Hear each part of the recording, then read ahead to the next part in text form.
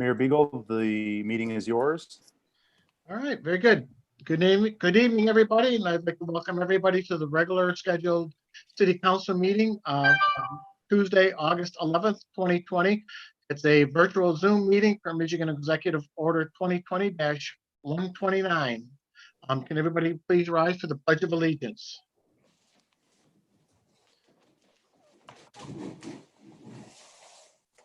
I pledge allegiance To the flag of the United States of America and to the republic which stands one nation, one nation, under God, indivisible, with liberty and justice for all.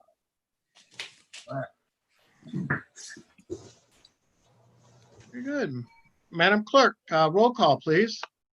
Mayor Beagle, Here. Deputy Mayor Resnick, Here. Councilmember Behrman, Here.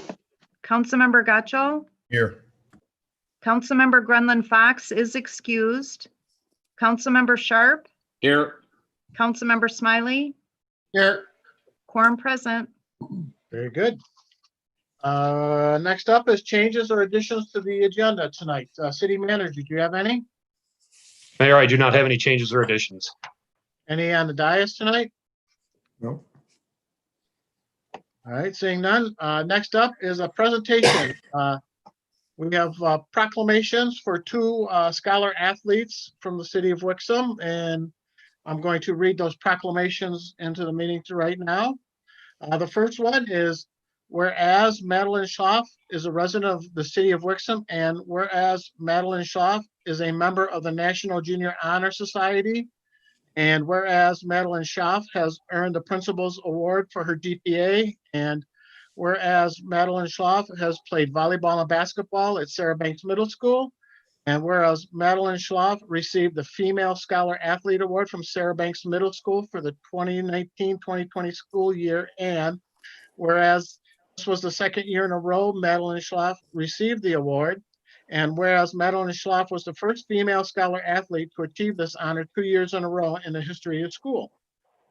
Now, therefore, Mayor Patrick Beagle and the City Council of the City of Wixom hereby express their sincere congratulations to Madeline Schlaff and present this proclamation as honor and a tribute for her accomplishments. Congratulations. Thank you.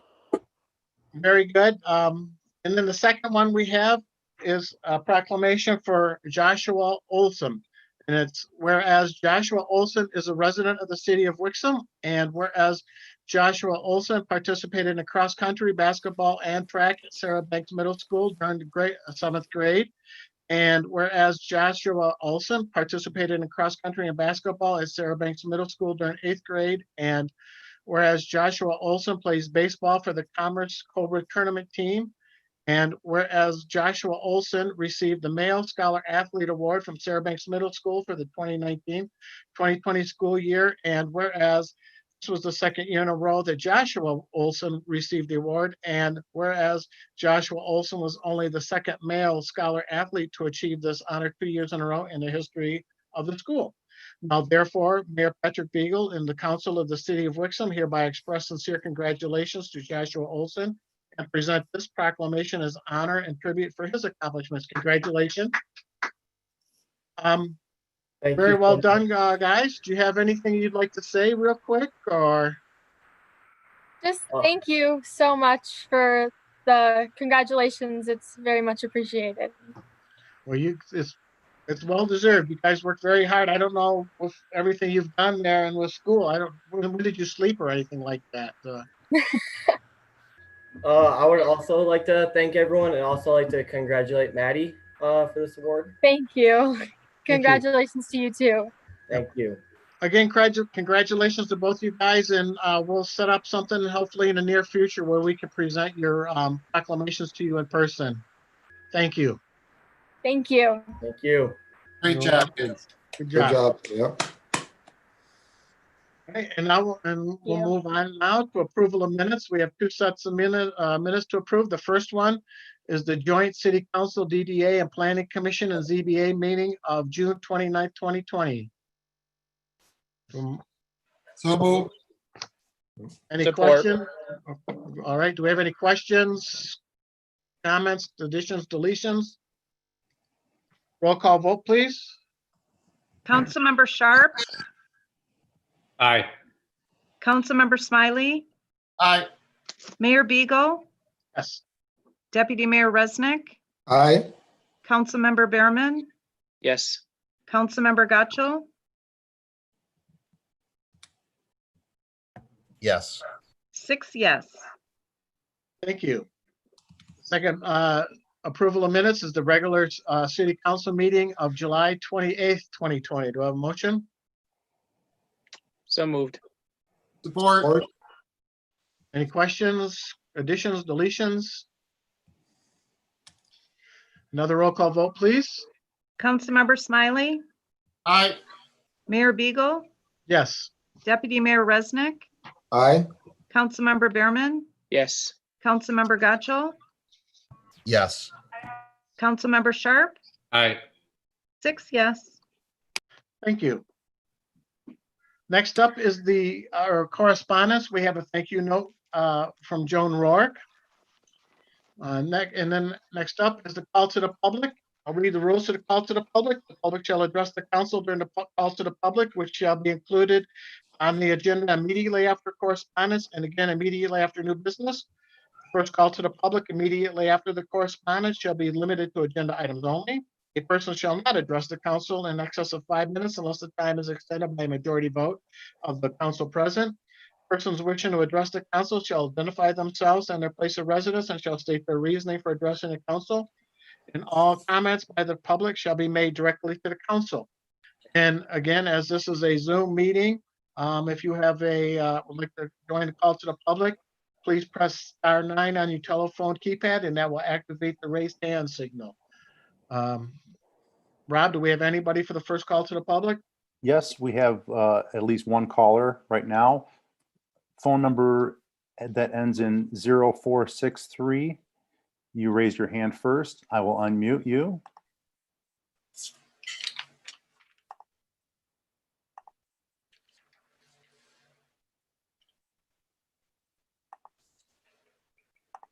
Hello? Hello? Hello? We can hear you. Yeah, I'm actually not addressing an agenda item. Actually, this isn't on your agenda item, so I think I'm a call to the public after the correspondence. Yes, correct. Thank you. Sure. Thank you. No one else has their hand raised at this point. All right. Very good. We'll move on to city managers reports. The fire monthly report will be on the next agenda. We do not have a fire report for this one. So we have a police monthly report of June 2020. Do we have any questions for Lieutenant Bradley?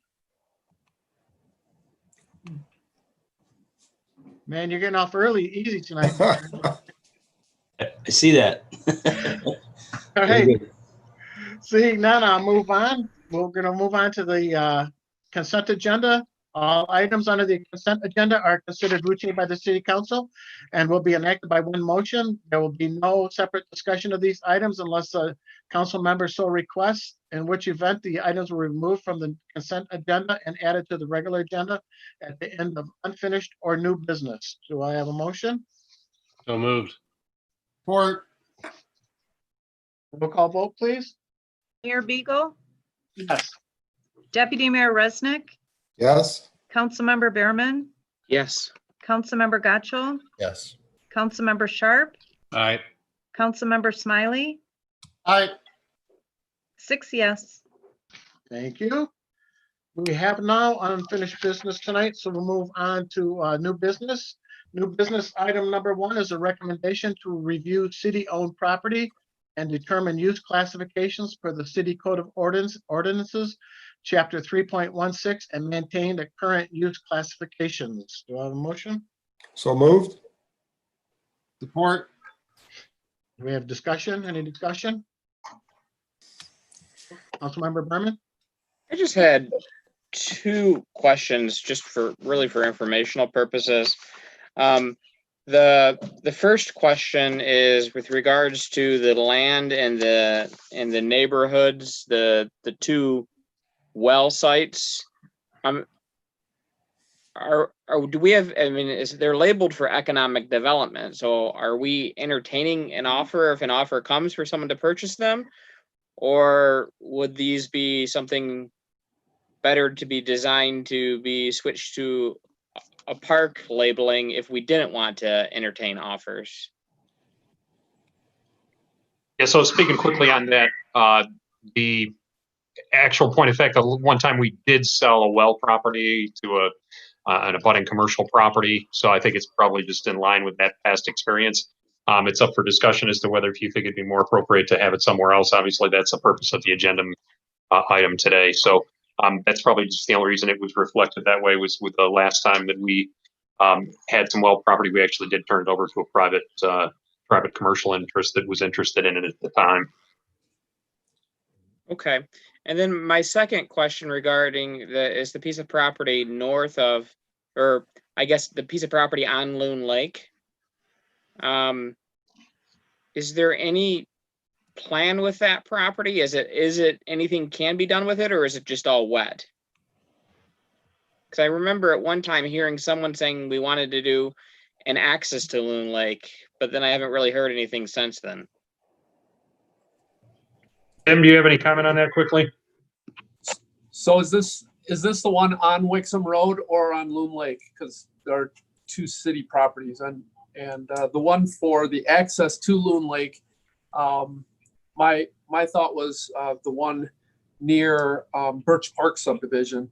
Yeah, it's a piece of property that was donated by Singh. That is the Birch Park property, and there is there has been discussions about that becoming a property that could access the lake. Yes. And then I guess my only comment on that would be is we just sold those two pieces of property that abutted that. I didn't even realize that was property. The property next to it was property we owned. There are some contingencies with that property because they were utilized as wetland mitigations, but yeah, we're researching that actually right now to see what can be done with those properties outside of the wetland mitigations that were set up. Okay, those are the only questions I had. I don't necessarily know that I feel comfortable changing anything the way it's labeled now. It was just more for my own knowledge. Thank you. Councilmember Gaccio? Thank you. I think maybe there's a little bit of confusion. The property right now on Loon Lake that was donated by Singh, at least in the past, was explained to us as too wet to develop. And that's why in the past, I think it was economic development. And then a few years ago or something, we reclassified it to the natural resources coding. So I just want to make sure that comes across if that's the property that was being discussed, because that's near the ones that we did sell recently. I guess I think I've touched on it when this has come up in the past. The property, the old well site at the eastern edge of the city limits on Loon Lake Road. I would like to see us investigate, like putting a sign out to solicit like an offer or development or something, because right now it's just open space that occasionally gets treated like a parking lot if people are having guests out there, whereas you could probably get 2 houses on there. So I think the one in Indian Wells is used mainly as a park. I think there might even be equipment out there right now, so we can't touch that. And I don't know exactly the Hidden Creek one. I think backs up to a retention or detention pond or something, but I'm not sure what everyone else feels about at least the Loon Lake site. Yeah, the Hidden Creek property has a swing set on it right now. In the past, it was used for a park for the neighborhood, but I do know we marketed that a while ago. We could get like 3 houses on that, but I don't think we got any significant offers on that piece of property. can try it again as another take it if we want to. Yeah, I guess my favorite, the Hidden Creek one less so because that's in the middle of a neighborhood, but the Loon Lake one is at the entrance of a neighborhood / on a main road. I think that one is more suitable to development. We'll check into it as you well know, the market's pretty hot in that front, so that it might be worth another shot at this time. Thank you. Mayor Resnick. And I would also be in favor of that. I know we had some discussions about the Sing land for quite some time about maybe as an extension of the habitat. I guess the one thing that might be able to be done with it would be some sort of walkway down to the water with just passive access.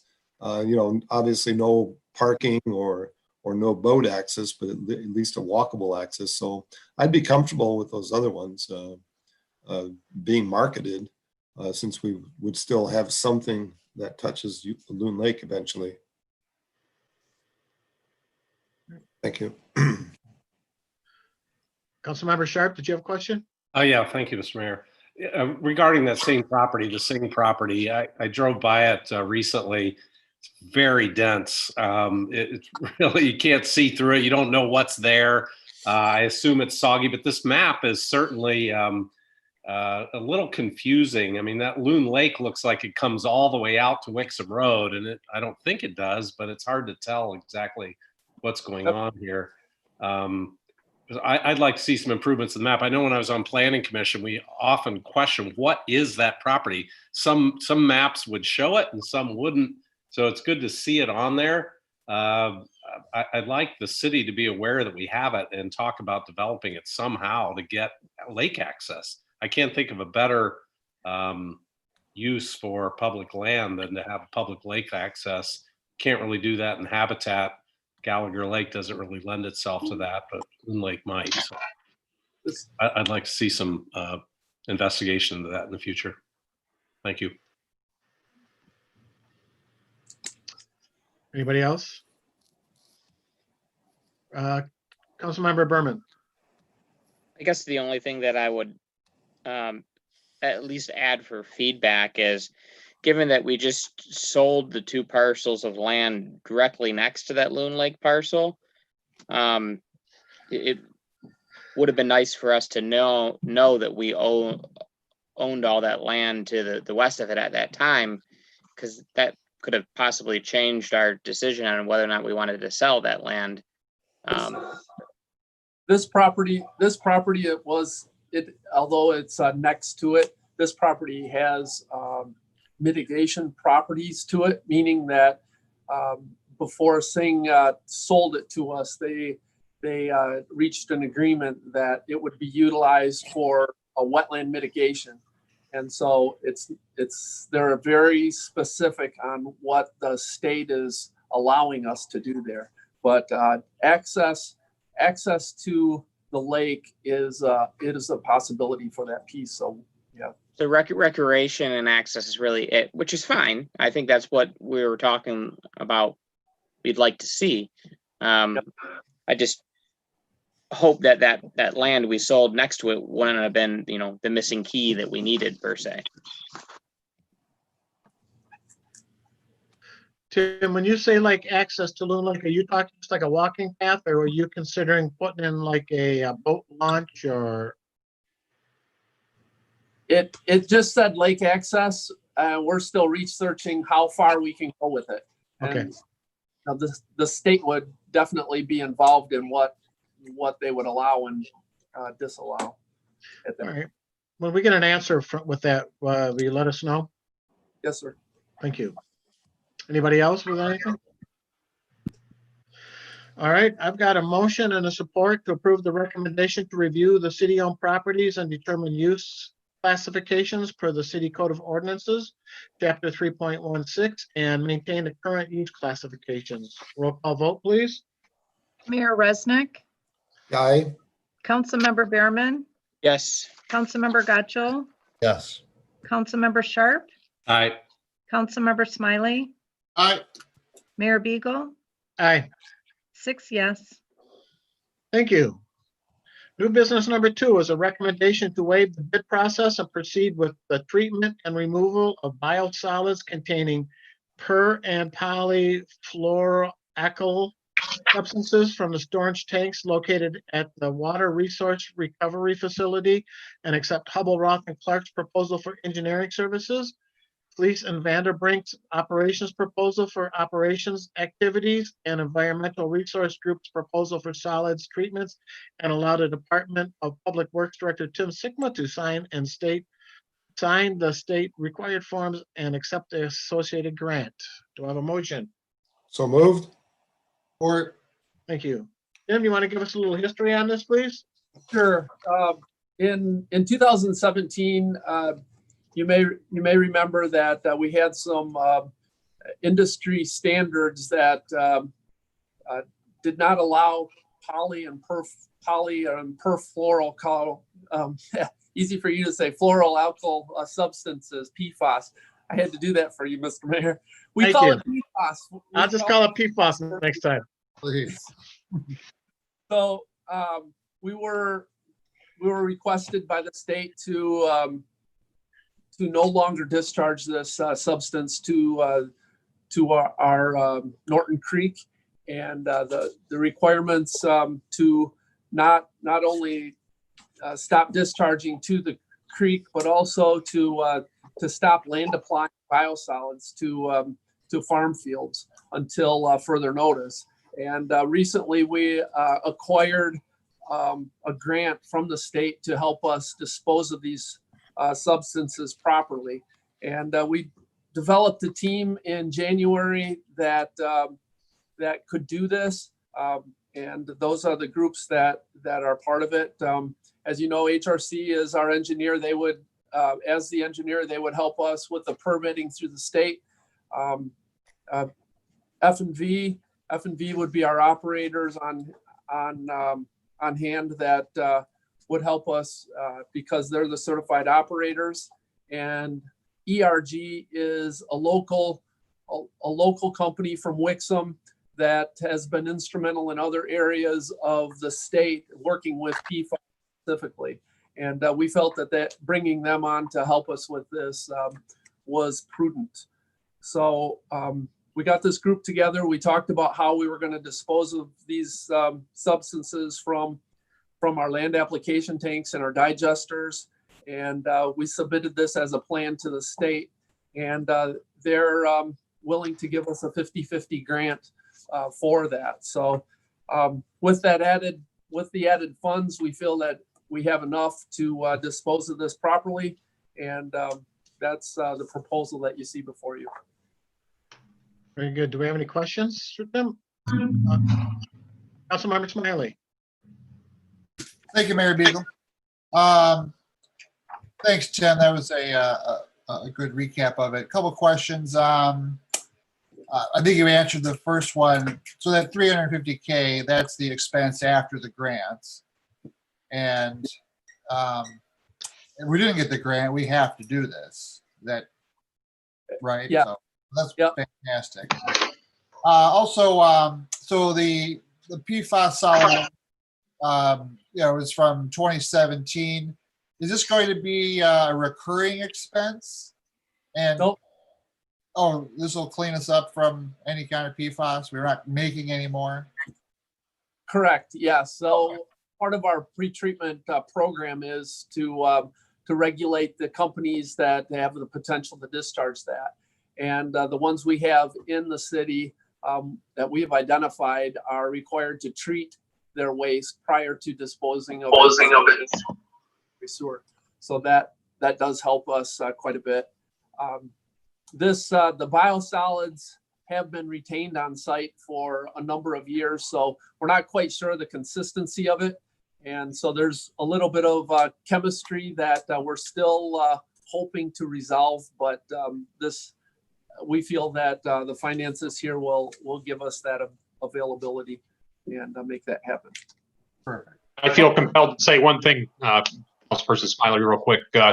The fact of the matter is we never generated any PFAS in our processes. It was all stuff that was received from outside of our city processes. It was incoming from corporate industrial users that generated the issues with our PFAS substances that have impacted our operations. And what had happened, we were made aware of it. There were solids that were stored because we couldn't dispose of them. And now, with the help of this grant, we're going to go through and go through a multi-stage processing process, if you will, where we're going to squeeze out the water, we're going to treat the water, and then we're going to treat the solids as well, and dispose of them safely. In the end, is what the game plan is. But it was something that we never were the source of. There were possibilities that cities could be responsible for sourcing those chemical substances.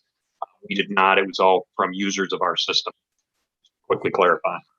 Oh, thanks for clarifying. I knew that, and I wasn't thinking we as a municipality made them, but we as a city, had them. So, okay. We got stuck holding the bag, so to speak.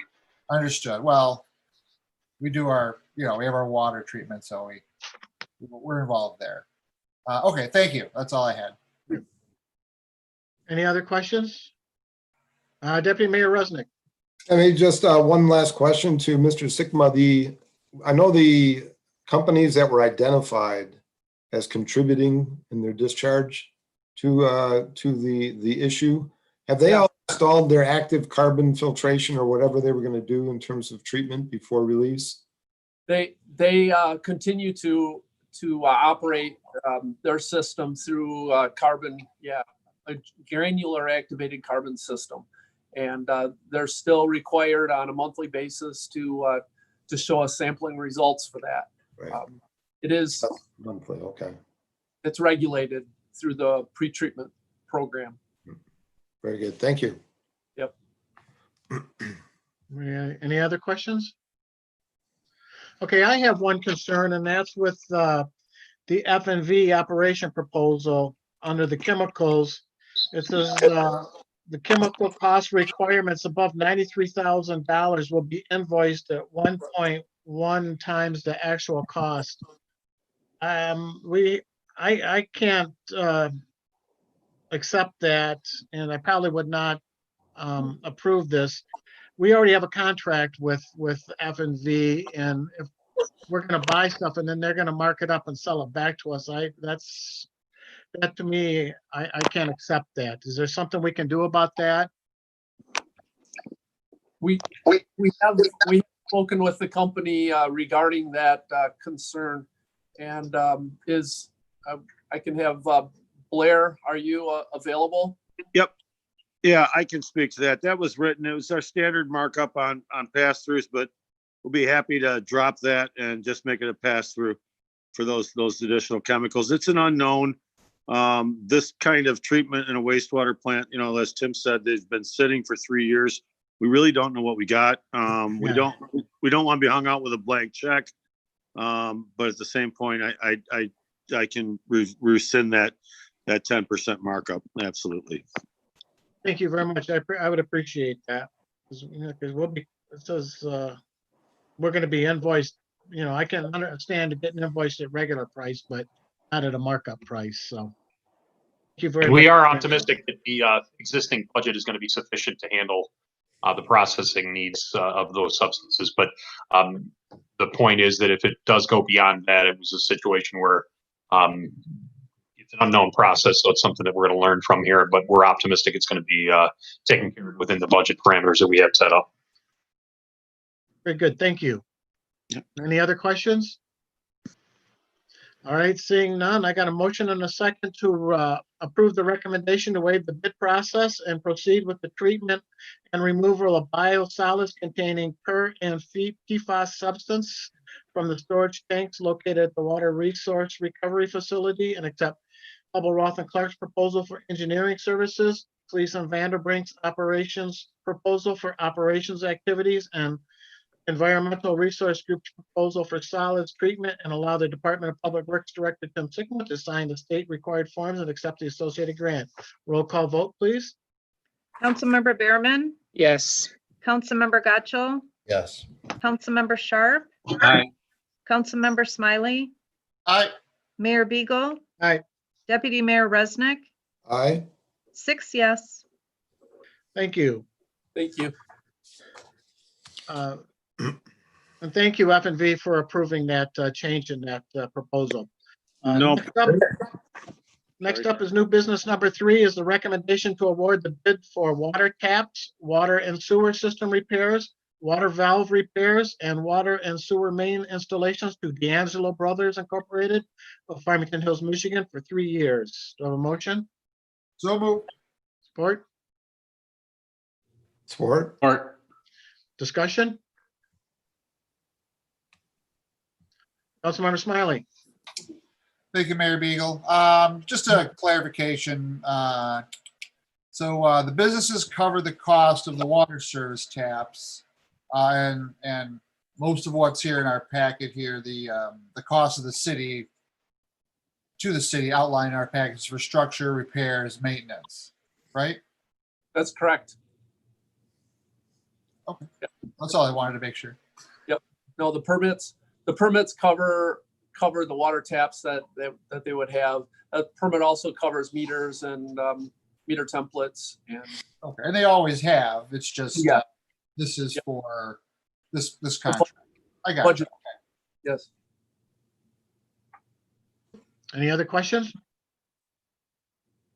Seeing none, I got a motion and a support to approve the recommendation to award the bid for water taps, water and sewer system repairs, water valve repairs, and water and sewer main installations to the D'Angelo Brothers Incorporated of Farmington Hills, Michigan for 3 years. Roll call vote, please. Councilmember Gotchall, Yes. Councilmember Sharp, aye. Councilmember Smiley, Aye. Mayor Beagle, Aye. Deputy Mayor Resnick, Aye. Councilmember Behrman, Yes. 6 yes. Thank you. Thank you. New business number 4 is a recommendation to authorize the purchase of a Hustler Super Z zero-turn mower from Munn Tractor and Lawn Incorporated of Auburn Hills, Michigan, in the amount of $12,944. Do I have a motion? So moved. Support. Discussion? Deputy Mayor Resnick. Yeah, Mr. Sikkema, is there a market or is the one that we are replacing, is it marketable on the auction list? Yes, we plan to auction them. Actually, we get a fairly good price for them. They're generally 1,000 hours at the time of a delivery to the auction, and although they're higher maintenance than after the 10-year program that we keep them for, we do get some value out of them. 2,000 to 3,000 usually. Oh, good. Okay. Thank you. Yes. Councilmember Smiley? Thank you again, Mr. Mayor. Jim, this isn't really related to the mower so much as just the information in our packet about our seasonal workers. I'm just curious, are they the same 3 fellas that, or ladies that come, each year? Or you go out and look for somebody every season leading up to the mowing season?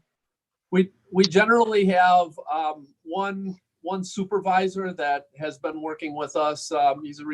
He's retired from another company and has been helping us out for multiple years, and kind of operates or runs the mow crew, if you will. And then the other ones are usually college bound students that help us throughout the summer, and we're always looking for additional help throughout the fall, just to add to our leaf pickup program. But yeah, generally it's the same supervisor, and we try to retain a couple of the students, but it's usually different every year. I see. Does he help you, or does he kind of do the finding of the college students, what have you? No, he helps once we hire the students. So he manages the group. The last part I was kind of leading to this is I'm just curious if we've had any problems or a hard time finding the help in this climate that our world is in. I'm just wondering if it was a problem this year that we were fortunate enough to actually hire 3 students that had worked for us in the past. So we had enough this year. We're not quite sure about next year. Sure. Okay. Yeah. Thanks for the information. That's all. Yeah, real quick, I wanted to say that that's how I got my start in public service, was as a hustler pilot back in the day. And I was a 2-season guy in my like high school to freshman year summer and freshman year to sophomore year thing. So that's how I got started. So these guys better be careful when they sign up to ride the hustlers. They could end up being in the business for a I'm while. glad you added pilot after. Yeah, tried to glorify it a little bit. It's a lot of fun, actually. So, kids in that age group or young people in that age group, it's a good gig. So Good. Yeah. Thank you. Any other questions? Seeing none, I've got a motion and support to approve the recommendation to authorize the purchase of a Hustler Super Z zero-turn mower from Munn Tractor and Lawn Incorporated of Auburn Hills, Michigan, in the amount of $12,944. Roll call vote, please. Councilmember Sharp, Aye. Councilmember Smiley, Aye. Mayor Beagle, Aye. Deputy Mayor Resnick, Aye. Councilmember Behrman, Yes. Councilmember Gotchel, Yes. 6 yes. Thank you. New business number 5 is a recommendation to award the bid for installation of 2 steel doors to All-Tech Doors of Livonia, Michigan for a cost not to exceed $6,555.30. Do I have a motion? So moved. Or Discussion?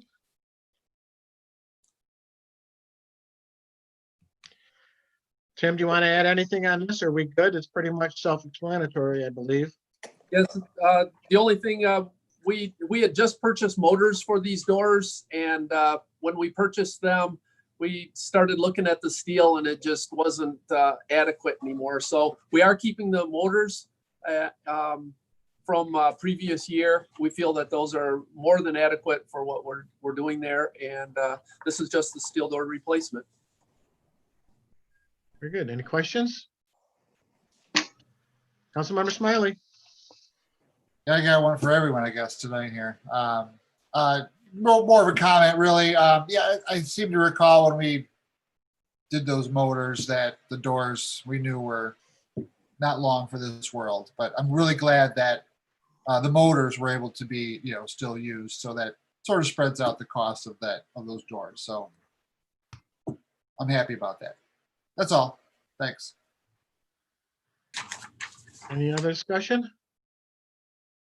Seeing none, I got a motion and a second to approve the recommendation to award the bid for installation of 2 steel doors to All-Tech Doors of Livonia, Michigan for a cost not to exceed $6,555.30. Roll call vote, please. Councilmember Smiley, Aye. Mayor Beagle, Yes. Deputy Mayor Resnick, Aye. Councilmember Behrman, Yes.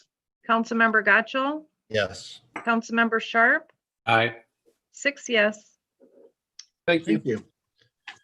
Leads us to new business number 6, which is a recommendation to award the bid for a hook lift truck compatible 11-yard stainless steel square roll-off dump box from Truck and Trailer Specialties Incorporated of Dutton, Michigan, in the amount of $9,455. Motion?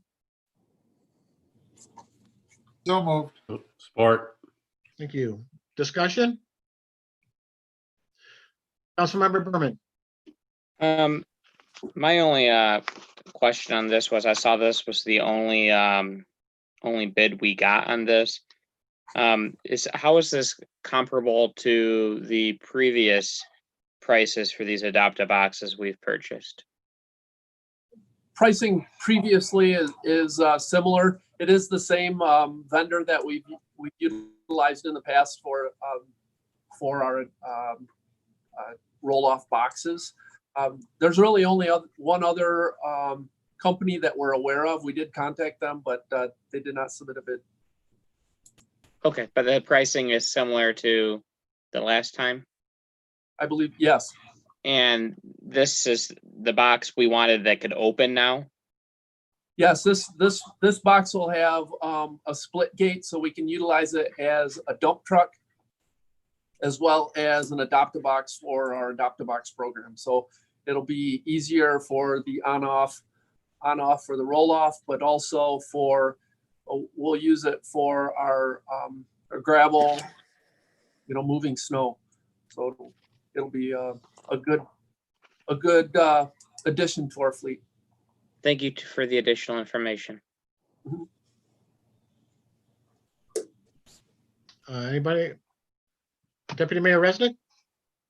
Mr. Stickman, the demand for the Adopt-A-Box program is, I know when we debated this for a long time during budget session, we had talked about it was very strong demand, maybe possibly because of COVID and everybody was at home.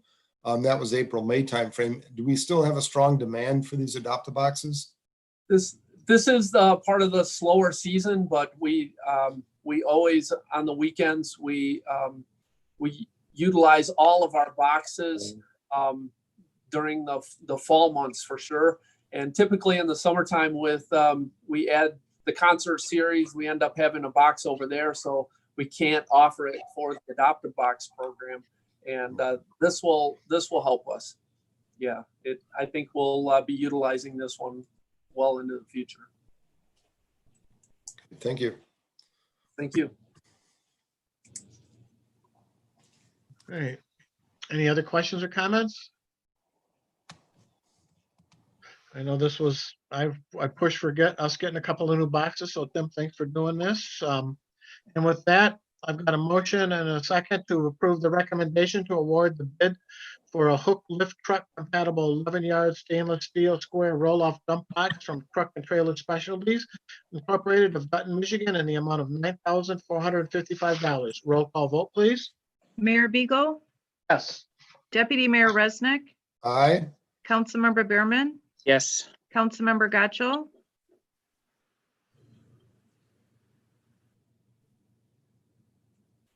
Yes. Councilmember Sharp, Aye. Councilmember Smiley, Aye. 6 yes. Thank you. All right, and that includes the new business portion of it. Next up is the second call to the public. Again, the rules of the call to the public are as follows. The public shall address the council during call to the public, which shall be included on the agenda immediately after correspondence, immediately again after new business. First call to the public immediately after correspondence shall be limited to agenda items only. A person shall not address the council in excess of 5 minutes unless the time is extended by a majority vote of council present. Persons wishing to address the council shall identify themselves and their place of residence and shall state their reasoning for addressing the council. And all comments by the public shall be made directly to the council. And again, since this is a Zoom meeting, if you press *9, that'll activate the raised hand feature and we'll be able to acknowledge you. Rob, do we have, I know we have one call to the public. Yes. Caller with the phone number ending in 0463. I will unmute you.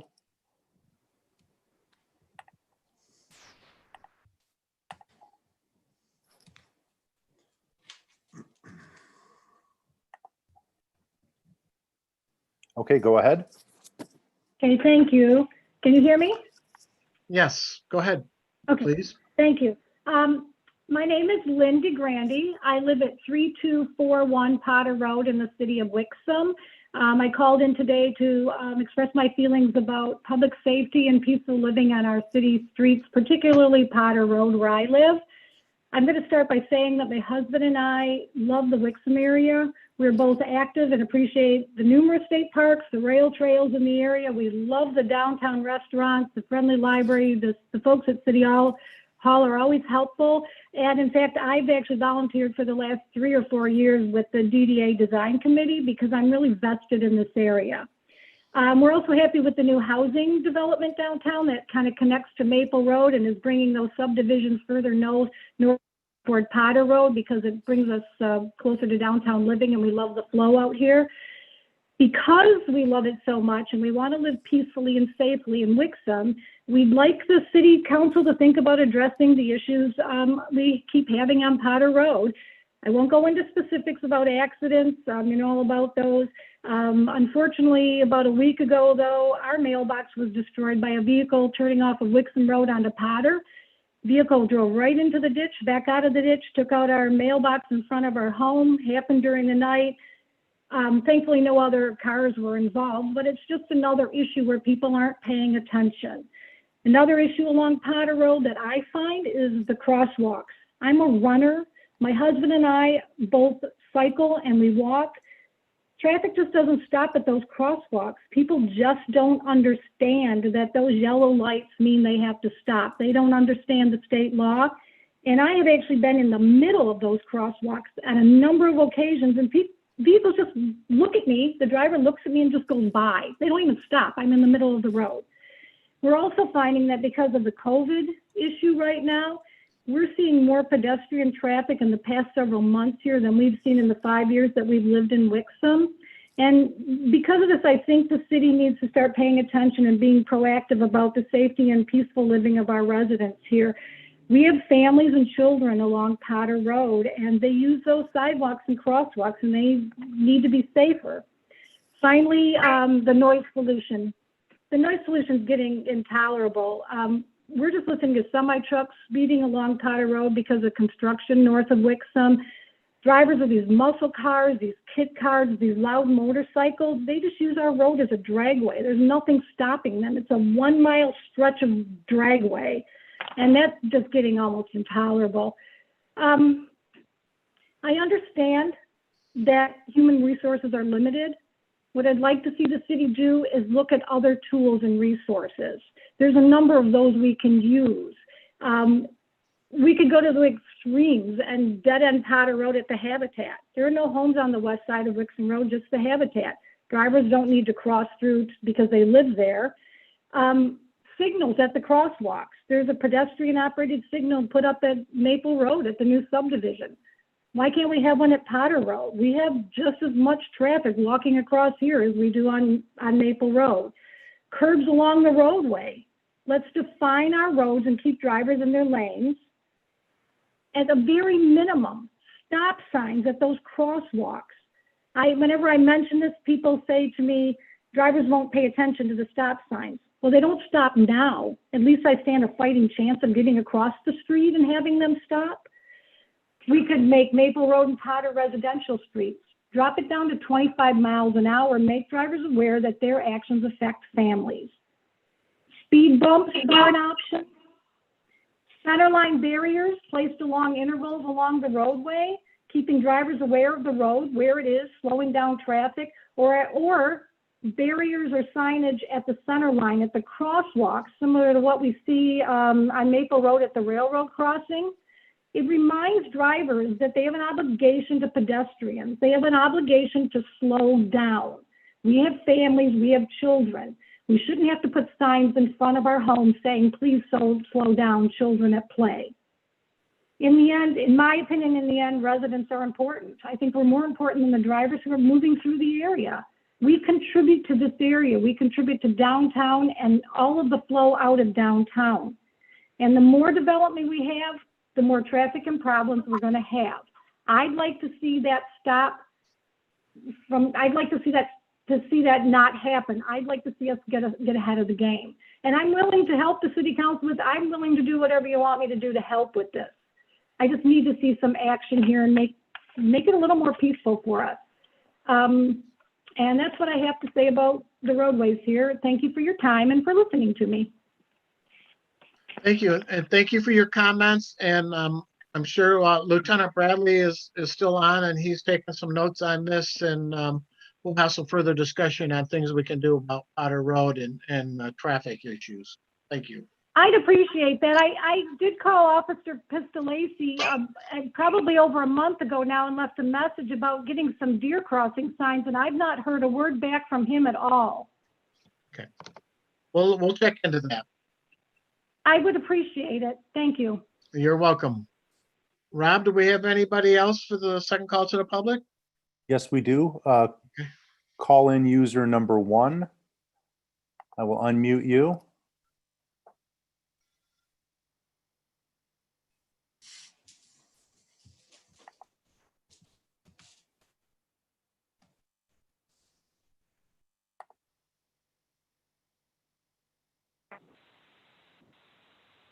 Okay, call in Good user evening. one. Go ahead. Yes, everyone can hear me okay? Yes, go ahead. Excellent. Please. This is Seth Morrell again of 3127 Branch Drive. I was assured at the last meeting. So far, I've heard nothing back, but I have more stories and they'll continue at every meeting until I'm gone, which will be never. So I have the follow-up on Wixom zoning board member Stephen Winter using his car to destroy $600 of my property.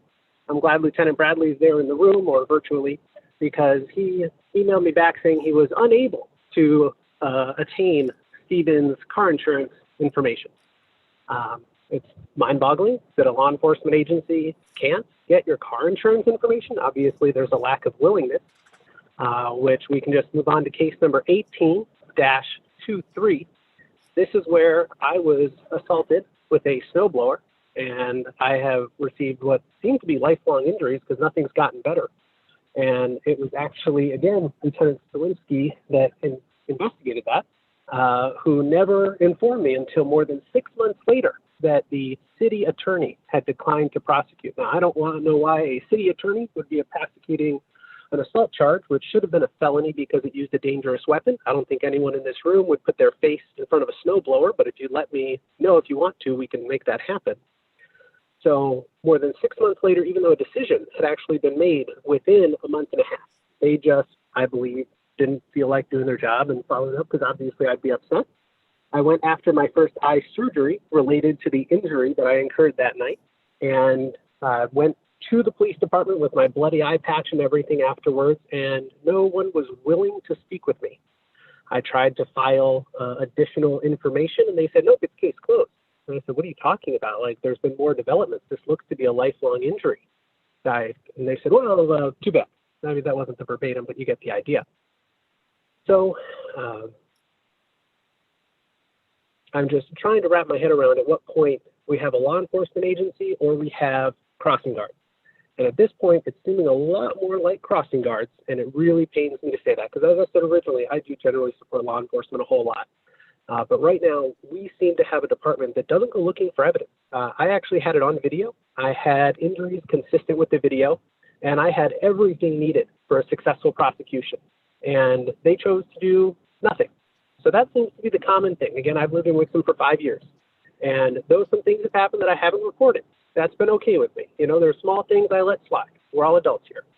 But, you know, especially related to case 18-23. I'm sorry? You can go ahead. I don't know.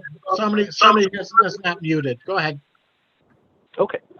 So it's obvious that the Wixom Police Department doesn't go out for evidence. If you don't bring it to them, it doesn't exist. It turns out that another security system got the whole thing on video, but they never went and asked that homeowner whose house the assault occurred in front of. So it just doesn't make sense to me. It's more, again, like I said, crossing guards rather than anything else. So I do hope that you guys have followed up on the blatantly false statements that's what Detective Stawinski made for my original trespassing case, because it gets more interesting. This assault was reclassified as neighborhood trouble. So if you murder someone, but they choose not to arrest the murderer, does that suddenly make it a neighborhood trouble, or is it still a murder, but they just didn't arrest the suspect? So that's where you can see where I say that I think that the Wixom Police Department is padding the numbers to make our crime numbers look artificially low. And again, it pains me to say that, but it seems to be the fact. So with this, I sure hope that the council has had a chance to look into the case numbers I've provided, because, you know, I have rock solid, undeniable proof to the contrary of what was written in that report. So Lieutenant Bradley, you can address that if you wish, or Ron, if you're listening. Obviously, I asked Lieutenant Bradley to forward my complaint to you regarding this car insurance information with the $600 of destroyed property, and I look forward to hearing back. I guess I know we don't often address people that are in Call to the Public, but how many more instances of issues do you have? Well, so I haven't even scratched the surface yet. So I'm pretty sure the more I look, the more I'm going to find. And I think there's a lot of disparities that are just getting swept under the rug. And you have more instances of you having personal issues with our police department and your neighbors? So I believe I have 2 more, and I'll just keep going from there. But I do plan to file a bunch of FOIL requests to get the documents. I'm sure many of them will be denied, claiming they're law enforcement sensitive. As it was, they refused to give me any investigative documents, or that's what they called them, about the assault, that they did not charge him at all. They said, well, he said he didn't do it. I'm like, yeah, I have it on video. They're like, well, we don't know he did it on purpose. I'm like, you can see the track in the snow. Like, he went into the uncleared snow. I was being a good guy. I was plowing the snow on the street because it gets icy if you don't. And he snuck up behind me and blasted me in the face from the back of the knees all the way up to the head. Just total, complete. And if you read the report, it makes it sound like somebody was snowblowing near me and I turned around into it. No, that's not what happened. Somebody snuck up behind me. I had no idea what was happening initially. But, right, there's just some pretty big inconsistencies in cherry picking the medical report. The investigator made it sound like, and it was actually Sergeant Caldwell, made it sound like it was a pre-existing medical condition as opposed to something new, which is what the medical report provided, but that was just ignored. And have you pursued this with an attorney on your own for any like hospital bills or anything like that? So I have been attorney shopping. The thing is that I know that with bad legal counsel, you can drop hundreds of thousands of dollars and get nothing in the end. And obviously, if you're going up someone that has a wife that's an attorney or someone that has counsel provided to them at no cost, they have nothing to lose. Whereas, I could spend my life savings trying to do what's right and in the end lose from an incompetent attorney. Okay. Thank you. Yeah, we normally don't make comments, but I'm going to say that I had a meeting with Sergeant Sawinski, Lieutenant Bradley, and Public Safety Director Moore after the last council meeting. And I've looked over the reports and stuff like that. And to me, it looks like everything's been handled satisfactory up to this point. And I'm not going to go any I'm not going to go any further on that. I know that you'll be back again. I know it's not going to end till things happen, and we're just we'll move on from there. Do we have any other? Because the time is up for you too. Do we have any other calls? Rob, do we have any other calls to the public at this time, please? No other calls to the public. Thank you. I'm going to move on to City Manager's comments. City Manager Brown. So the city manager update had a couple of things on it. I'm going to defer to department heads for any additional comments on it. I'll do a little bit of an introductory thing on the clerk's office and the apologize, my video is not working properly as far as I can tell. The August 4th, 2020 primary election statistics, there's a lot of impressive information there. I'm going to defer to Kathy Buck for her to talk about her experience and Crystal Opalco's experience and the election workers' experience with what occurred on our primary election of August 4th. The finance information that was provided from MMRMA is more good news for us in terms of having good experience rates that are benefiting us in terms of a slight premium decrease, as well as a refund of excess net assets to us in the amount of just over $93,000 that'll be used to pay for future claim costs that we may run into. So it gets redeposited to our loss fund with the Michigan Municipal Risk Management Association. So if Kathy could make a comment on the clerk's office election results, and then if Marilyn Stamper wants to weigh in on the MMRMA stuff, that would be fine as well. Other than that, I'll defer for any questions that anybody has. Kathy, do you have some comments on that election? Don't really have anything other than what your statistics show in the report. It was a very busy election, mostly absentees, but we got through it and we're looking forward to November. Did you say that with a smile on your face? I sure did. As far as you know.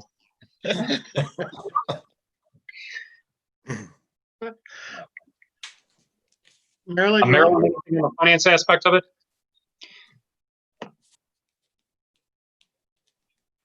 Sorry about that. No, I think you handled it pretty well and described it pretty efficiently. Basically, we had received our renewal, saw a decrease over last year's cost, which was good news for us. Typically, we see a slight increase, so we were glad to see that decrease of almost $6,200. And the disbursement that we typically receive annually came in at $93,000, which is deposited to our loss fund. And typically we keep it there for those future claims that we might run into for our self-insured portion of our insurance. Hopefully we don't have to use it, but it's there in case we do. And that's all I have. Thank you. Very good. Anything else, Mr. Brown? No, that's all I have, Your Honor. All right, very good. Council member comments, Council member Smiley. Thank you, Mr. Mayor. A few things. I noticed that the the last of the concert series were canceled, and I just want to kind of acknowledge and I know the administration waited as long as they could and tried to hold off in hope of getting some of the summer activities in, but it just didn't work out. But I want to thank you all for trying. Election day appears to have been gone very well here last week. I spoke with many of the poll workers, the day of the election, and they were a little slow for stretches during that day, and surely a product of the popularity of absentee voting, which was more than double the in-person voting. Regardless, thank you, to all those poll workers. It was still a very long day for them, and of course, thank you to Ms. Buck and Ms. Apolka. Congratulations, Maddie Schopf and Josh Olsen, two fine young students on their respective accomplishments at Sarah Banks. It's been a tough year for all of our students, and it's nice to be able to recognize some achievements. And then finally, I just want to recognize the fine job Ken Milburn has been doing for us, recording our council meetings. He's not here tonight, but he had a nice article in the Spinal Column this past week. He even got his mug above the fold. Sorry he's not here to see that.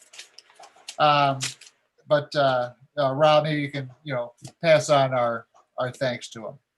That's all I have. Thank you. You're welcome. Councilmember Berman. Congratulations on the election, and it's nice to see the insurance premium is going down. But beyond that, I have nothing additional this evening. Thank you. Thank you. Councilmember Gatto. Likewise, just want to congratulate the clerk and clerk's office and all the poll workers for handling the pandemic election good, and looking forward to November to see. Can imagine that there's going to be only a ton more people voting and a ton more mail coming into the clerk's office with ballots. So I wish you good luck with that. Councilmember Sharp. Thank you, Mr. Mayor. No, I have nothing further to add tonight. Thank you. All right. Deputy Mayor Resnick. Ditto on all the congratulations. And Kathy and Crystal, what a wonderful job, and all the volunteers. I know it was a difficult time. I was wondering if Lieutenant Bradley could give us just a quick 30-second update on how the trail patrol has been going. I know we started that up recently, and have there been any big issues yet? So as far as the trail patrol, we have the 2 officers that have been assigned. They're up and running. They finally got their uniforms. They're doing at least 5 hours per week. Haven't heard of any issues with anything going on the trail that would be of concern. So it seems like everything's going pretty well. Oh, good. Okay, thank you. Certainly. All right, then I would just like to congratulate Maddie Schaaf and Josh Olsen on a outstanding job being a scholar athlete, and hopefully they have some type of athletic outlet this fall to participate with everybody canceling because of COVID. Congratulations to Kathy and Crystal on another final election. I know seemed like every time they turned around there was an issue here, issue there, but they handled them quite well and got through it. We had no issues.